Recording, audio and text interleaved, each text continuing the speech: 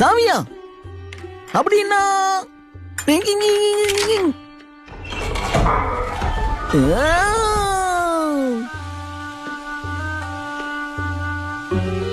என்னப்பா இது? மூக்கு பேக் பேக்கா?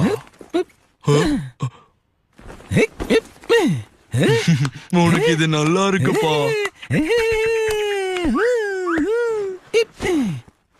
இது எனக்கு வேணும். குடுப்பீங்களா?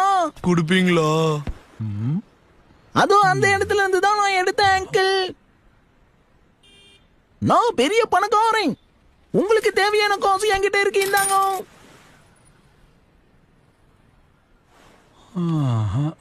சில்லறையெல்லாம் வேண்டாம், நீங்களே வச்சுக்கோங்க.